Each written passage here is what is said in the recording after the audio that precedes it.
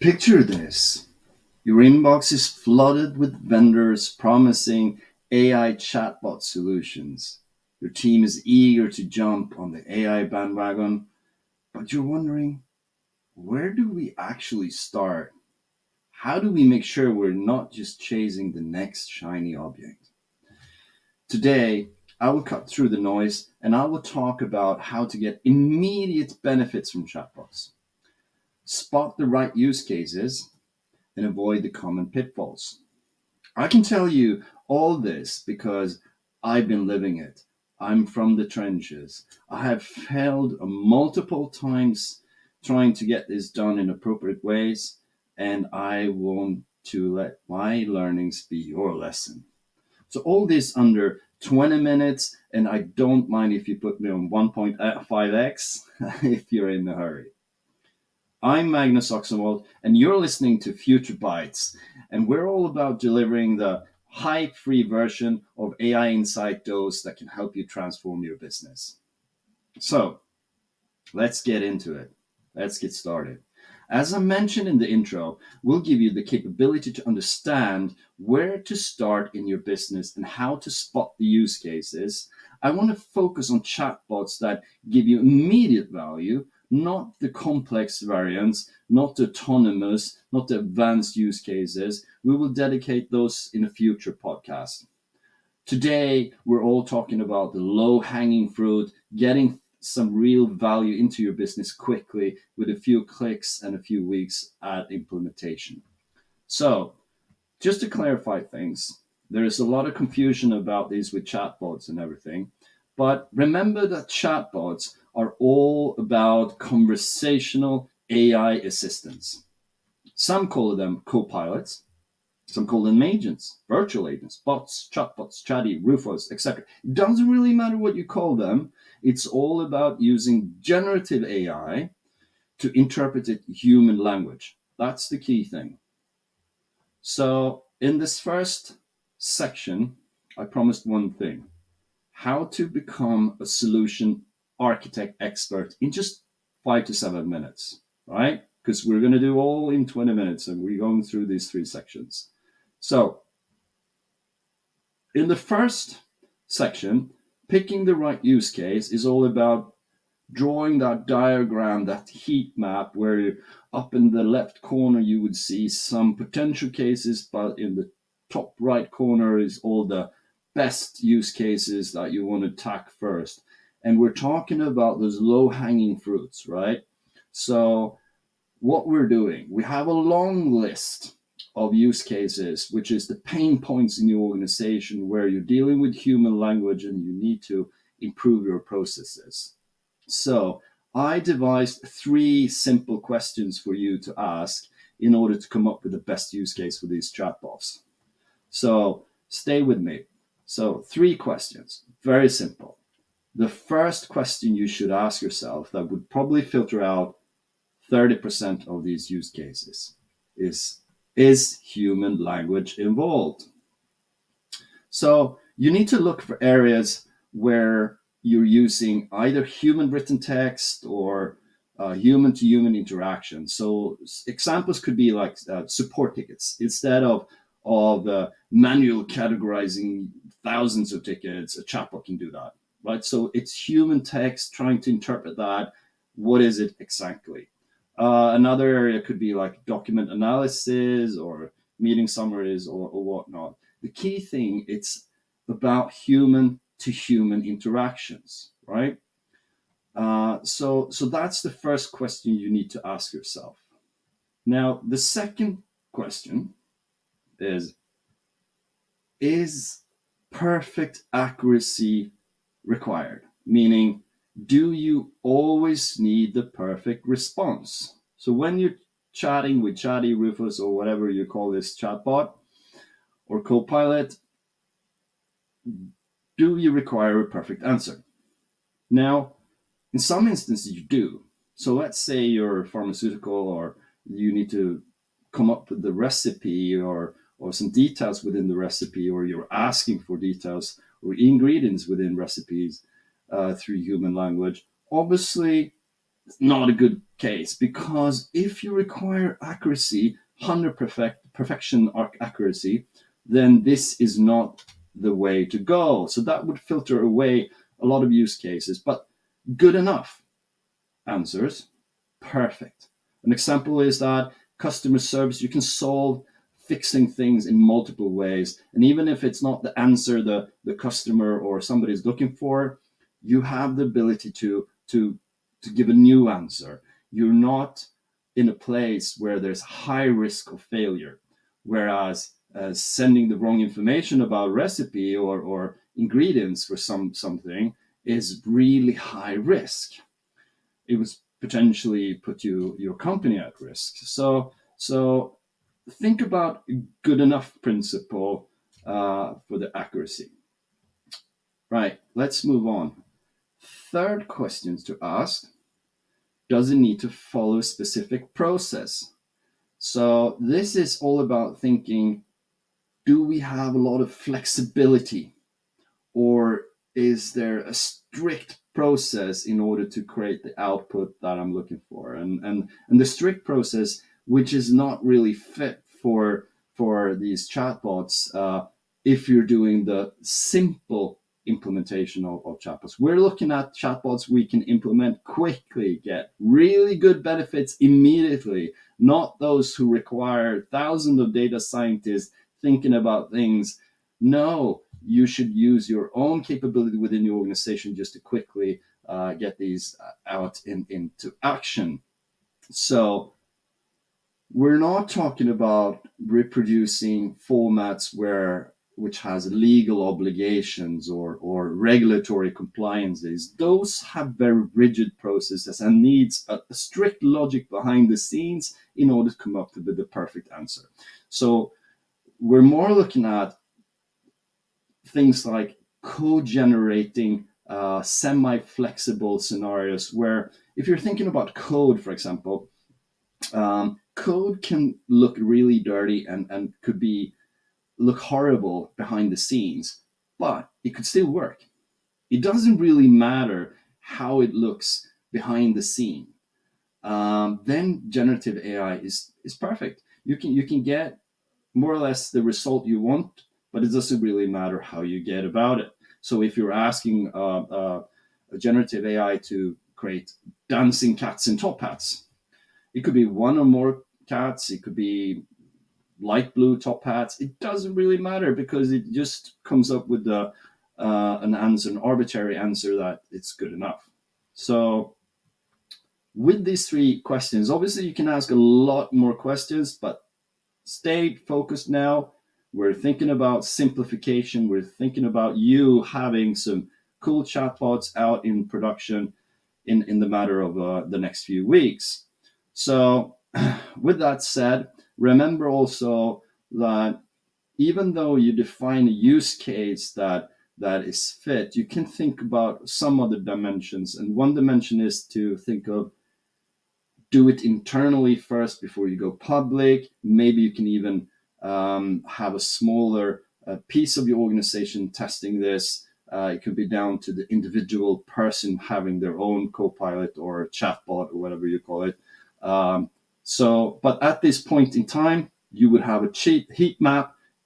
You would know which use cases you can attack. Then you need to move to the next step. So what do we do next? Well, it's all about getting quick wins, right? So if you have no use cases in mind and you're still stuck, let me just quickly go through some use cases that you can think about. An internal FIQ bot, like a frequent asked question bot. Perfect. Throw all your company policies in there, procedures, let them ask questions. If they don't get it right in the first answer, they ask again. It's internal. You can sell it into your organization with some leniency. Next one, summarizing meetings. Get that information from the last meeting out through a chatbot to the rest of the organization. Perfect candidate as a use case, because unless you want, you're most likely in some same scenarios as most companies where you're trying to sell information from long meetings And if they're not attending, how would they get that information from that meeting, that internal meeting? Do it with a chatbot. I don't know, if you're a Microsoft organization, you do it through Teams, send a message. We just had this meeting. Here's a message summarization from that meeting out to your organization. Bam, you have more information adoption in your organization. Now, let's move on. The next thing you need to do is to actually deploy this. So you need some sort of a technology or platform. And this will now be very, very simple for you to attack because you know the use cases. You know exactly what you want it for. Maybe you want it for other things in the future, but you have this heat map. You can go to a platform vendor and you say, yeah, I want to use the chatbots for this. So that is your scope. So if that heat map shows you a lot of ERP integrations and whatnot, then you should attack the ERP vendors and say, do you have any chatbots within your ERP that's linked to this? So look out from your technology, your existing architectural landscape in order to fit your chatbots. Be very, very, very careful going off this tangent and buying some bespoke solution out in the market that are selling some ideas that they can do everything about chatbots, because the thing that's driving these chatbots right now are the big cloud vendors and their own platforms. They have a roadmap. They own the ecosystem. Try not to work against that. Go with the easy flow principle where you're building on top of existing roadmaps, existing AI roadmaps.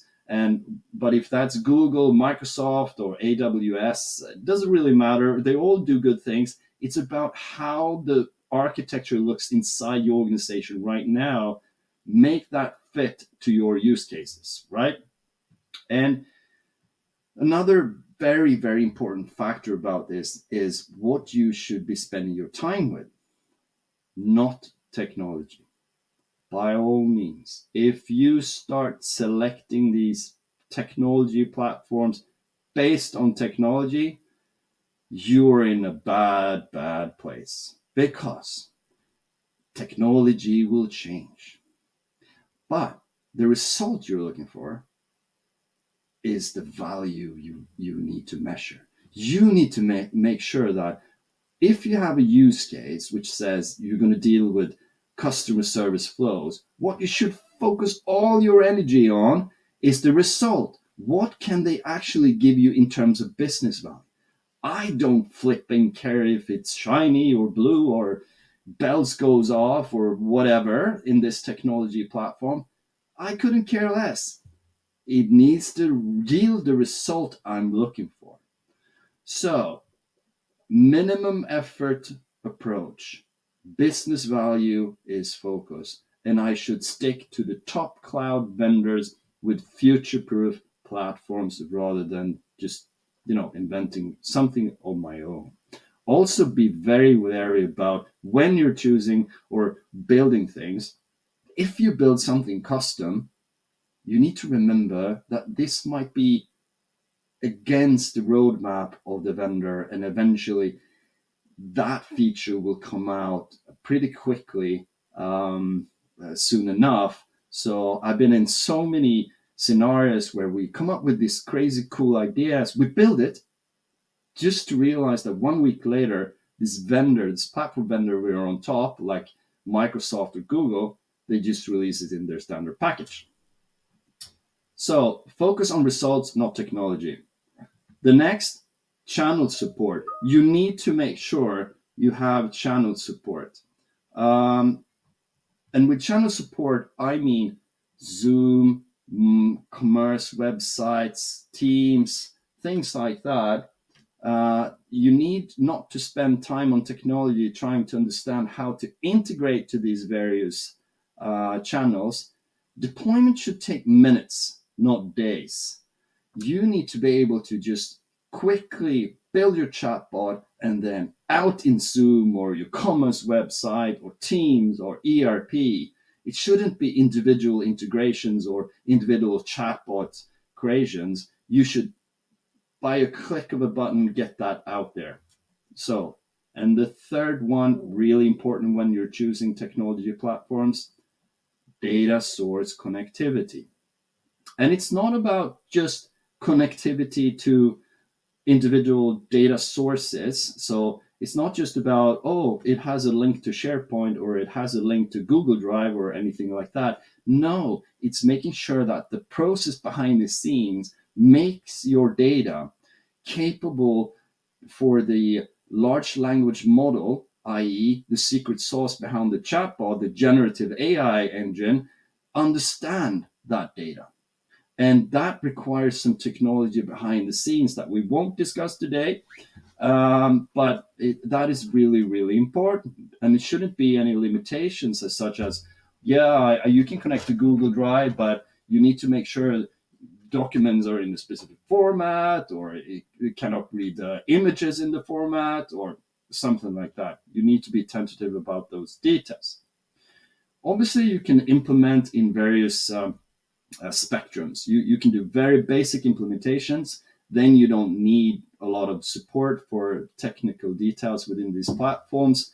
One scenario could be that just deploying a chatbot internally to give people the capability of using summarization techniques within chatbots. That's just a generic use case. Just give them a chatbot and they can use this LLM engine behind the scenes to do various things in the same manner that you do with chatbots on ChatGPT or Gemini or Claude or Pi or X, Grok.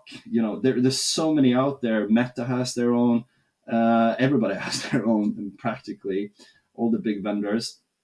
But you do it in an enterprise fashion where you can control what's going on, and they're not sharing company important data outside your organization. That's the simplest way. And that you can buy a lot of solutions today out of the box, just implement. So Microsoft their own, Google have their own, everyone has their own that you can buy. Again, look at the scenario where it's linked to your current ecosystem. That makes sense, right? Then you have more enhanced implementations, which is linking off to your own data that we just discussed, handling very unstructured data in multiple formats and whatnot.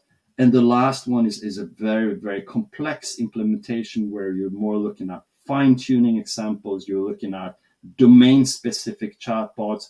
We're not going to discuss that today at all. That's a future topic. Now you have chosen the technology, you know what use cases you're going to throw on top of that technology platform. Now you need to be aware of all the things I've messed up in the past. I messed up a lot. I'm going to share some examples here. Maybe you can learn from that and avoid those things. First big mistake I've done. I was over enthusiastic about the fact that I could throw enormous amount of data towards these chatbots and thinking they would catch everything. They don't. There's a lot of limitations when they're dealing with information. So if you're expecting information returned back through these chatbots to be complete at all times, you're off for a big rough ride, right?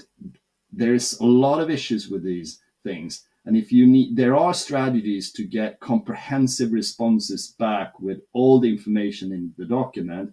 But normally what we see is that depending on how you're asking, you get your response similar to how you're dealing with people. So if you're asking a general question, give me the guidelines for travel, it might not return all the guidelines for travel in your organization policy.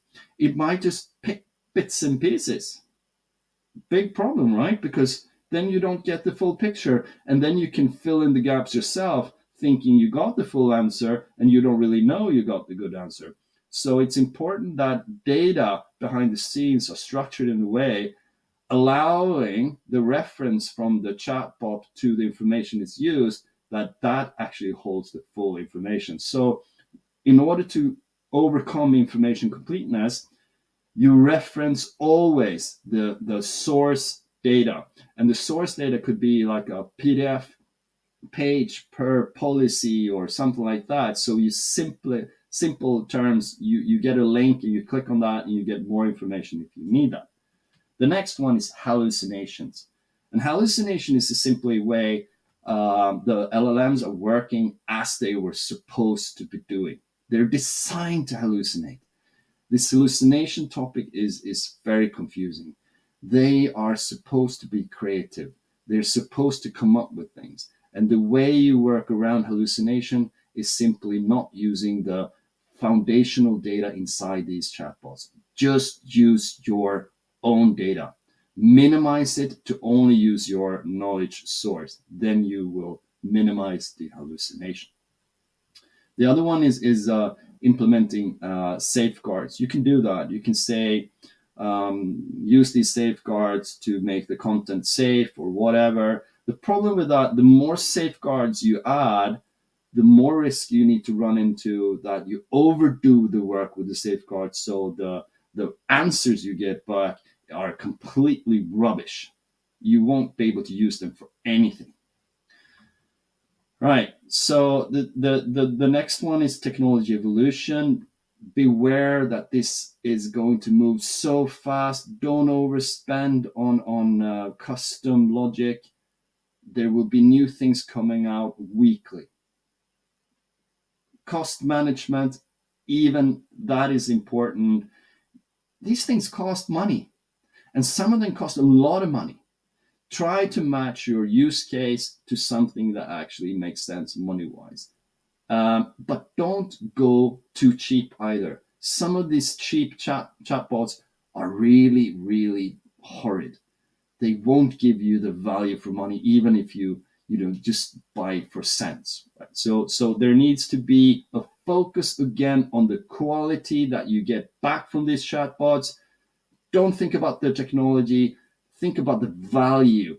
The response, is it good enough? If it's good enough, could I try something that's cheaper that's good enough, or is the cost okay? And look for hidden cost on data storage, processing, integration. Everything that's linked to this could end up being very expensive.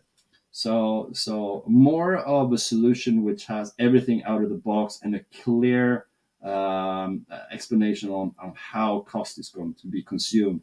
And by God, start with consumption-based models. Test the waters. Make sure it's working as expected. All right, that was everything about chatbot, copilots, call it what you want. And just to recap really quickly before we end today's podcast. So first, choose the use case. Ask the three simple questions.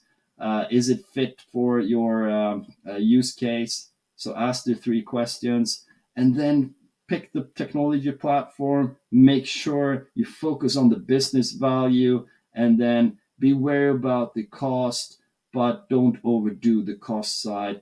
But by God, focus on business value before technology. That's my final word for today. Thank you, everybody, for listening. And if you want to chat about or come up with use cases or discuss anything, you'll find me on LinkedIn as well for further discussions. But for now, thank you for listening.